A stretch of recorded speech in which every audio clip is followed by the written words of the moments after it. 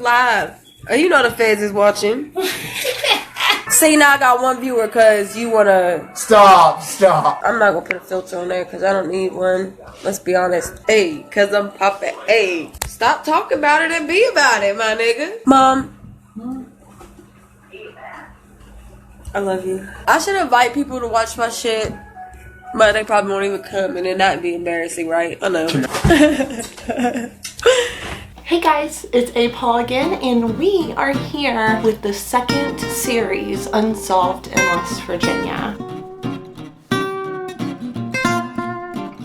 I remember trying to follow it on the news because there's not many times that a 20-year-old girl is murdered and you get no explanation why. And I finally ended up just having to contact the family. So thank you everyone who helped me to get in contact with Kim Young, because honestly, I don't think I would have been able to do the video without her. So we are here to talk today about Crystal Marie Young. She was 20 years old and lived in Charleston, West Virginia. She went to Capitol High School and was known to just be beautiful and very loving, especially when it came to her family. She was known to always tell people she loved them before leaving and to be safe. And for the people that she liked their company, she was very bubbly and always smiling. But she did have a quiet side and was known to be a loner. But one thing about Crystal was she was very smart. She was known to be the smartest of her siblings, which she had many of. She was very dedicated to supporting her family. She was known to do whatever it took to make sure that they had what they needed and that they weren't struggling if she could help it. Her family was very close. She always helped out with her siblings if she could and was known to always have her family's back even when they weren't getting along. She was known to be kind of rude sometimes, especially to people she didn't know very well. One thing about Crystal though was she was really great in school for a long time until about middle school. She started getting teased a lot for being a good girl, and that was really when she started struggling with not wanting to be at school, to the point that it actually caused her to go to jail for so many absences and truancy. And at the time of everything we're about to talk about, she did mostly live with her boyfriend, but she did kind of bounce back and forth and stay with her mom some of the time too. And one of the things that really seemed to be a downfall in Crystal's life is a previous boyfriend had introduced her to crack cocaine. So she ended up getting addicted at the age of 16. So she was known by the police in the area. They had a rather tense relationship, and she had multiple run-ins with them, including them just stopping her on the street for what seemed to be no reason really, just to see what she was doing. But if they did arrest Crystal, I will say she wasn't the most respectful. She would yell at them, try to fight it. She just really didn't want to go to jail any more than what she did during truancy. Leading up to her murder, there were actually quite a lot of weird things that happened. Crystal had met with a pastor around the area that would bring girls to a restaurant to eat to try to help them change their life around and get them on the right track. So Crystal and this pastor went to the smokehouse, and she actually ended up telling him that there was someone committing crimes that was using her name. And she was really scared because she was afraid that the consequences would end up happening to her instead of this person that was just using her name. She cried a lot in this time period leading up to her death. She would try to say it was nothing, but I think everyone pretty much knew there was something going on. She would talk a lot about not wanting to be on drugs anymore, and she just didn't know what to do or how to get off of them. Around 5 a.m. one morning before the murder, Crystal actually ran up to this man in his work truck. She kept asking him to let him in the truck because there were people trying to kill her, but he told her that he would be fired, and she just ran off. She also ran into this barber shop around North Charleston in a blue dress. She had cuts all over over her arms and legs. She said she was just running through briars, but people had said that it actually looked more like knife cuts. When she explained what was going on, they had told her to just sit down in the barber shop and let them call the police. There was a white truck that went by, and when she saw them, she said, no, don't call the police because then they really will kill me. And when they ended up calling, she just ran out the door and they never saw her again. So then she also had ran up to a man on a bike and claimed to please take her to his house and hide her because someone was trying to kill her. The guy said that he had to go get his home keys, he'll be right back, and he would gladly take her to his house. But when he came back, she was gone. So she did end up running into her mom's house the same month of the murder. She came in and said, he's chasing me, and her mom came up to her asking her, who's chasing you? And she just ended up saying, nothing, Mom, I've just been drinking, it's no big deal. And about a week before her murder, a police officer was following her sister down the railroad tracks. When he got up to her sister, he was kind of stunned and was like, oh, I'm sorry, I thought you were Crystal. And her sister was like, Crystal? What do you want with Crystal? And he just said nothing and left. So the day of the murder on the 23rd was the last day that Kim really got to speak to Crystal. From what I understand, they were moving at the time, so Kim and the siblings were at this new house that they were at. And Crystal had gotten a fight with her boyfriend around 1 a.m. and had went to the old house and had went to sleep. But around 10 a.m. she had gotten a hold of her mom and asked her to get her something to eat for breakfast. So on October 25th, 2017, Crystal's sister couldn't find her anywhere. And she had even saw Crystal's boyfriend at Go-Mart and had asked, hey, where's Crystal? And he hadn't seen her. So she had got a hold of Kim and Kim also hadn't seen her. So Kim had went to Family Dollar and had saw a girl walking that had Crystal's jacket on. So she assumed it was Crystal and she started yelling at her. She never answered. She just kept walking really fast. So she assumed she still was mad at her boyfriend and she would hear about it later. But 15 minutes later, Kim had received a phone call to let her know that a man had stopped on the side of the road to go to the bathroom around Garrison Avenue near an old rock quarry. He saw someone laying in the woods covered with leaves and he went up to her to figure out if this was like a homeless person or what was going on. And when he walked up, her face was covered in blood and he knew something bad had happened. The body was found in an area around Pacific Street and Garrison Avenue in Charleston, and it was in fact Crystal. She was lying curled up on her side, and the circumstances of her death were uncertain. You could tell she had been shot, but no one understood what motive there was. And at first, she was actually considered a high-risk victim. The funeral home was the first time Kim was able to see Crystal. They had told her she was shot, but from my understanding, it was more or less told to her that she was shot more on the backside,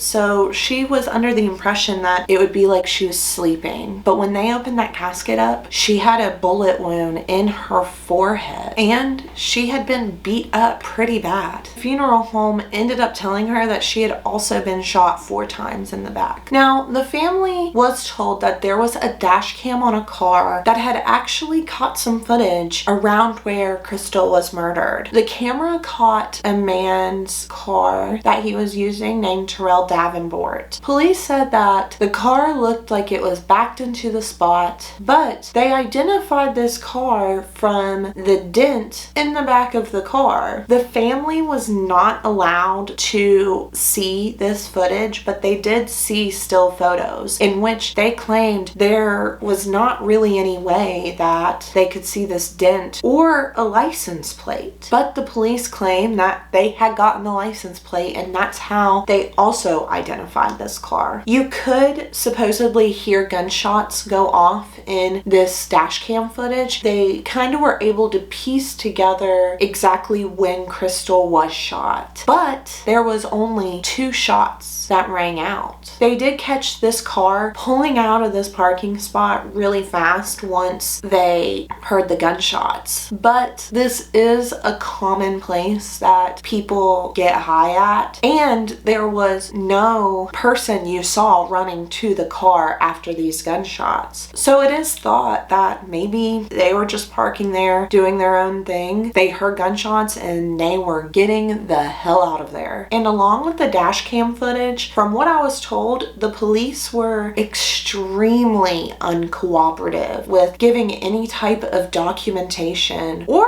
really information to the family at all about this. But the police went on the news and announced that Crystal was a prostitute, and therefore that's probably what led to her death, was complications with that type of lifestyle. They actually only told the family any type of information once they deemed this Terrell Davenport man to have killed her, and then it was quickly closed, no questions asked. Kim went to collect the death certificate and other documents such as the autopsy, and when they did find the magistrate, she was extremely rude to Kim. The chief of police went to Kim's house to let her know what happened to Crystal pertaining this Terrell Davenport man, but when she explained this to the magistrate, she just got like really aggravated, saying she never approved for this police officer to go to her and tell her that, and pretty much called her a liar. When Kim didn't budge that that's what happened, she was mad, just saying she needed to get to the bottom of this, and just treated Kim like a dog for finding out supposedly what happened to her daughter. And that is when she really started giving her the runaround about the autopsy report, and deemed that she was not going to let Kim watch the dash cam footage and hear the gunshots that went off in it. She ended up having to pay for her own copies of her daughter's death certificate and autopsy report, which you don't think that's the least you can do. But Kim did finally get the autopsy report in 2020. Crystal was murdered in 2017. It said she was only shot twice, not 4 times. It claimed she didn't have shoes or a jacket on, and she was murdered at the end of October where it would be cold, and she was pretty beat up at the time of her death. So let's talk a little bit about Terrell. He was known to the family, and he did see Crystal for a while. And there were 2 stories that the police really told about this Davenport man. The first story was that he killed Crystal over giving him chlamydia. Said that she was coming down the stairs on Washington Street. There was a car that was driving by that was known to be Davenport's in the same direction Crystal was going. So they assumed that's when Crystal got in the car. And after that is when he killed her. But the second story that they ended up telling was they said she was actually walking on 7th Street. She saw police and thought they were going to bother her. So she ended up taking off toward Washington Street, which is when she saw Davenport's car. And so she ended up getting in, and he then killed her, not over getting chlamydia,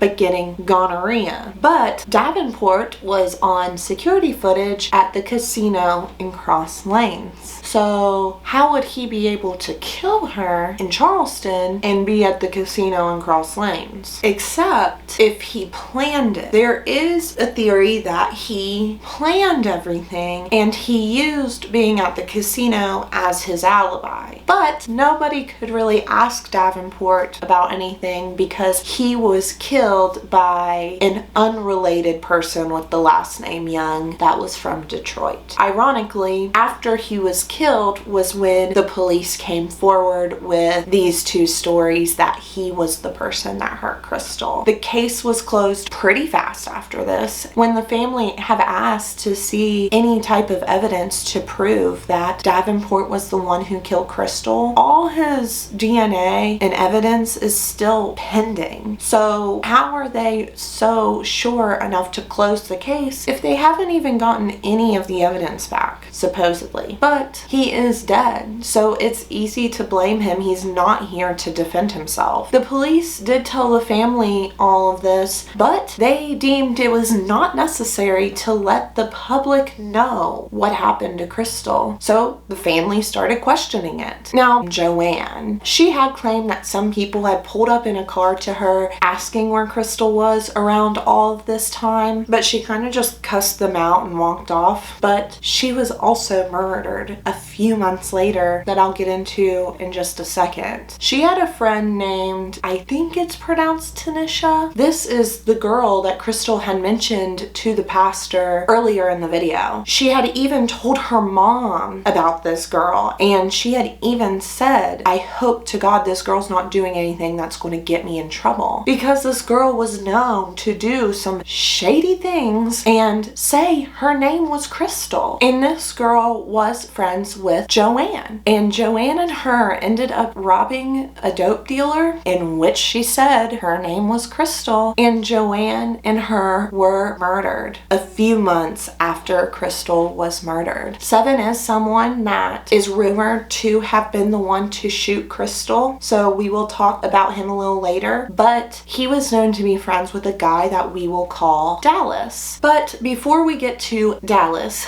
let's talk about one of Crystal's sisters that she didn't necessarily grow up with or was as close with as her other ones, and her name is Ange. She ended up not going to Crystal's funeral, which the family thought was weird because that was Crystal's sister. Ange claimed that they didn't want her there, but there was no reason they wouldn't want her there. Then the rumors started that Ange actually had something to do with Crystal's death, and it was all over a blue dress. People did keep telling Kim and one of Crystal's sisters over and over to look into Ange, that there was a big reason that she had something to do with it. And the thing with this is most people didn't realize that Ange was also Kim's daughter. So when people would come to Kim to talk about this, they had no idea that Ange was her daughter. So they would kind of just let it all out. A girl had came into the store that Kim and her other sister was working at, and had went up to Kim when she heard her mention Ange and say, you know, I'm not trying to get into your business, but I didn't realize your daughter was Ange, and you should probably talk to her about Crystal, because she had heard that a car full of people pulled up to Ange and a few others and had asked if they knew where Crystal was, and if they told them where Crystal was, they would pay him. So Ange gets in the car, and nobody really knows what happened in the car, but it is assumed that that is where she told them where Crystal was, and they gave her drugs. And one of those guys was Terrell Davenport. And one of the girls Ange was with was actually Joanne. Joanne claimed she was not telling them where Crystal was and had gotten out of the car, but Ange was not seen getting out when Joanne did, which is what makes people believe that that is actually when Ange told them. Evidently, they heard Ange say she really didn't care that she told them where Crystal was or what happened, because Crystal stole her blue dress. To this day, Ange claims she had nothing to do with Crystal's death and that she wouldn't do anything like that. But one thing I did find interesting was that the family said that this actually wasn't uncommon behavior for Ange. She had actually tried to get one of Crystal's other sisters murdered and claimed she had AIDS. And she had also tried to get Kim's house shot up. And she had also tried to set her mom's house on fire. So it is kind of hard for the family to believe that she wouldn't have anything to do with it. Now, when a murder happens, the significant other is always seen to be the first one people look at, but I would like to point out that Crystal's boyfriend had a very solid alibi. Now let's talk about Crystal's boyfriend for a second. They had been together for about 2 years, and he actually didn't have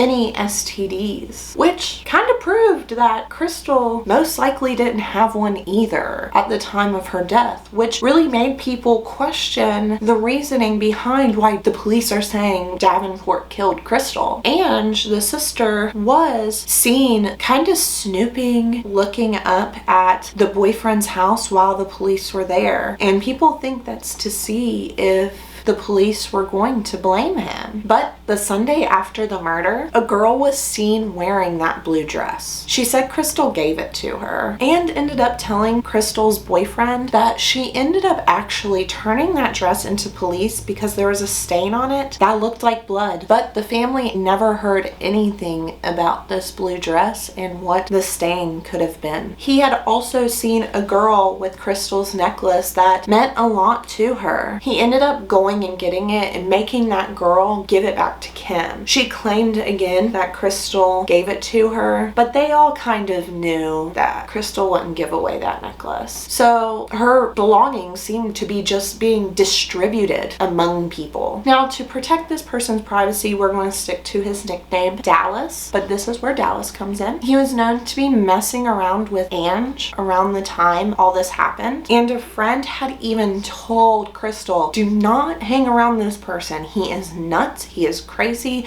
and he will kill you. Him and Crystal had an argument that people witnessed at a church around that area the day before the murder. He was known to have a 9mm in which he was known to threaten girls with. He actually lived on Garrison Avenue near where Crystal had died in an abandoned house that was literally, you could see Crystal's body from. And ironically enough, that house, not even 24 hours after Crystal's death, burnt to the ground. It burned so fast and so much. But why else would you burn a house to the ground next to where a dead body was found? To hide what was in it. Dallas had actually went out of town right after this happened. He had told her that he did something bad and that's why he left Charleston. He explained that he was the last one to be seen with Crystal, but that he was not the one that shot her. And ironically enough, he did not come back to Charleston until Davenport was deemed the suspect and the person that shot Crystal. A lot of people believe that it was this Dallas guy who had ended up hurting Crystal, but a lot of people believe that the police had something to do with it. With her having so many run-ins with them, they have thought that it was just honestly to shut her up, to get her to not be having to waste their time dealing with anymore. And there is one particular police officer that a lot of people deem was being seen kind of compromising, figuring out what happened to Crystal. There was a man that was seen tearing down a lot of flyers that the family was putting up trying to find out what happened to Crystal, and he had matched this police officer's description. And Kim was also told that Crystal had been seen getting into this black Charger with a man that also looked like this police officer, and this police officer owned a black Charger, and her boyfriend had said that he had seen her get into this Charger before, realizing it was this police officer and like getting out as fast as she could. So there was animosity obviously between her and him. She had made it really known that she did not feel comfortable around this person. In her Facebook, she did a lot of live videos. She was very active on her Facebook, and in her live videos she has talked about how uncomfortable the police make her, how they hate her, and how she didn't feel comfortable going anywhere near the police station. And what's really weird is right after Crystal's murder, that police officer retired, and his wife has even said to Crystal's family members that she's just not sure what happened because he had wanted this position for so long and he only had it for a short amount of time before this case happened and then gave it all up. Kim and her family actually family did end up leaving Charleston. It was just really hard for them to be there because they know that people know what happened to Crystal, and they're being so nice to them and being cordial, but they're not telling her what happened to her daughter. She said it was getting really hard because she was starting to see Crystal on people in the streets, you know, it was just really hard for her to cope. Now, one of Crystal's sisters actually wanted to take Ange on the Steve Wilkos show. They wanted to get her on there to take a lie detector test so they knew what actually happened. But Ange has been dodging the show and them since. She claims that she has nothing to do with Crystal's death and therefore has nothing to prove, but refuses to prove it. And a PI has reached out to Crystal's family to look into this case, but unfortunately, they just don't have that type of money to pay this personal investigator. So we are working together to get a GoFundMe put together, so there will be a link below to donate to that fund. Please